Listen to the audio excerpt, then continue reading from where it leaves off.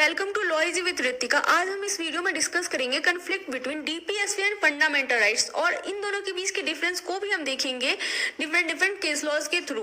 Okay, so you already knows about that कि fundamental right जो है वो जस्टिसिएबल है, मतलब आपको कोई फंडामेंटल राइट वायलेट होता है तो आप कोर्ट जा सकते हो उसकी इन्फोर्सिबिलिटी के लिए, बट डीपीएसपी नॉन जस्टिसिएबल है। ओके, नाउ हम एक केस देखेंगे state of Madras which is Champakam Dorai Rajan case. ये 1951 का केस है।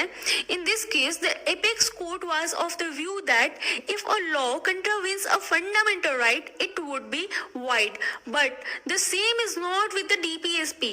It shows that fundamental rights are on the higher pedestal then DPSP. Supreme court ने बोला कि सुप्रीम कोर्ट ने इस केस में बोला चंपकम दुराई राजम केस में कि अगर फंडामेंटल राइट और डीपीएसपी के बीच में कोई क्लैश होता है then fundamental right will prevail and DPSP is subsidiary of fundamental right. Okay, government start taking land from big zamindars जिनके पास एक्स्ट्रा लैंड थी, तो गवर्नमेंट क्या की कि उनसे लैंड लेना स्टार्ट कर दी पुअर फार्मर्स को देने के लिए।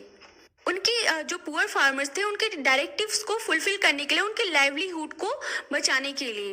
ओके, क्योंकि उन फार्मर्स को और कोई ऑक्यूपेशन आता नहीं था एग्रीकल्चर के अलावा। ओके, उस समय क्या था कि राइट टू प्रॉपर्टी जो था वो फंडामेंटल राइट हुआ करता था। ठीक है, सो इसीलिए जो लैंडलॉर्ड्स थे वो they go to courts to enforce their fundamental right. Okay, तो कोर्ट ने बोला कि अभी अभी तो कॉन्स्टिट्यूशन बना है और आपने फंडामेंटल राइट को जस्टिसिएबल बताया और डीपीएसपी को नॉन जस्टिसिएबल बताया है, और आप डीपीएसपी को मतलब डीपीएसपी के लिए फंडामेंटल राइट को इग्नोर नहीं कर सकते। दैट मीन्स फंडामेंटल राइट जो है वो सैक्रोसैंट है and directive principles of state policy जो है वो सब्सिडियरी है। ओके, देन गवर्नमेंट ने इसके लिए क्या किया, then the parliament made the first amendment act 1951 and the fourth amendment act 1955 and the 17th amendment act 1964। तो ये जो टसल थी वो लंबे समय तक अभी चलेगी और कहीं ना कहीं ये आज भी आपको चलती हुई नजर आएगी। ओके, इसके बाद आता है गोलकनाथ केस 1967 में। ओके, यहाँ पे इस केस में सिचुएशन थोड़ी चेंज होगी। इस केस में सुप्रीम कोर्ट ने बोला कि parliament has no power to change fundamental right.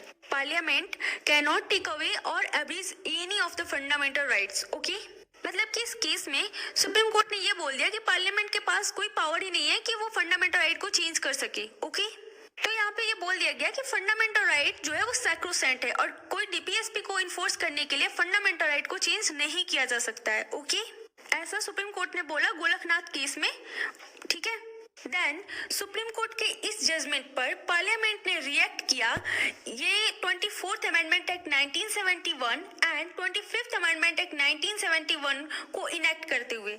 Okay, 25th amendment act जो है वो आर्टिकल 31C को इंसर्ट किया। ओके, आर्टिकल 31C जो कि ये बोलता है saving of laws giving effect to certain directive principles, और 24th amendment act declared that the parliament has the power to abridge or take away any of the fundamental rights by enacting constitutional amendment acts. Okay, article 31C जो कि 25th amendment act से लाया गया था उसके दो provisions बोलते हैं। फर्स्ट प्रोविजन ये बोलता है कि ये बोलता है कि आर्टिकल 39B और आर्टिकल 39C जो कि डायरेक्टिव प्रिंसिपल में दे रखा है इनके इम्प्लीमेंटेशन करने के लिए, तो इनको इम्प्लीमेंट करने में जो कि आर्टिकल 14 और आर्टिकल 19 एंड आर्टिकल 31 इनको वायलेट करते हैं तो वो वैलिड होगा।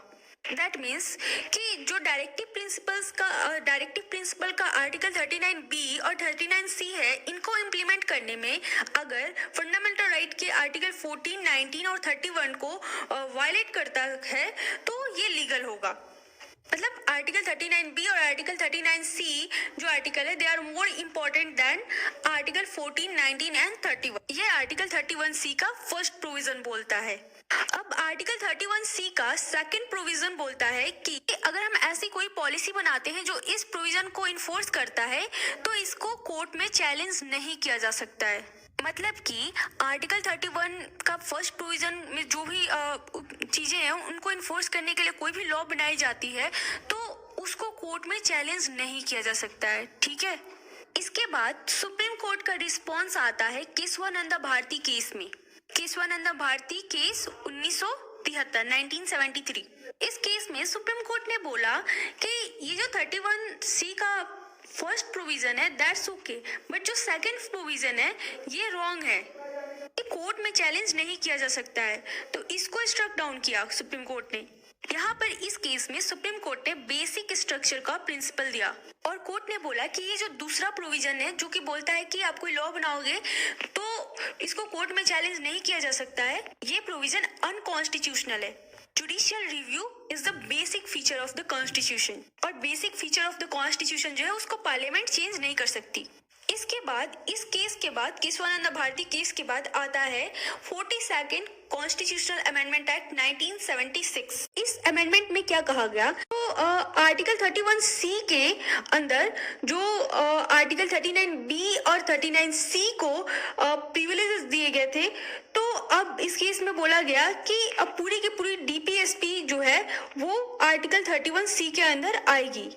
इसका मतलब कि अगर कोई भी DPSP को इन्फोर्स करते हैं तो और वो DPSP आर्टिकल 14 और आर्टिकल 19 और आर्टिकल 31 को वायलेट करता है तो वो वैलिड होगा, ठीक है।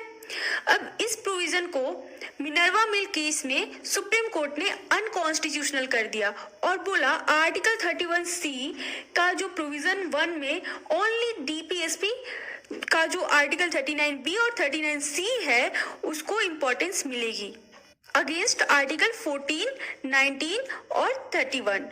और जब तक मिनर्वा मिल्स का केस आया तब तक आर्टिकल 31 की कोई इम्पोर्टेंट नहीं रही, क्योंकि राइट टू प्रॉपर्टी जिसको एबॉलिश कर दिया गया 44th अमेंडमेंट एक्ट 1978 के थ्रू, अब वो लीगल राइट बन गया है आर्टिकल 300A में। ओके, तो ये था हमारा पूरा का पूरा डिस्कशन। आज के इस वीडियो में बस इतना ही। Thank you for watching. Please do like and subscribe. Thank you.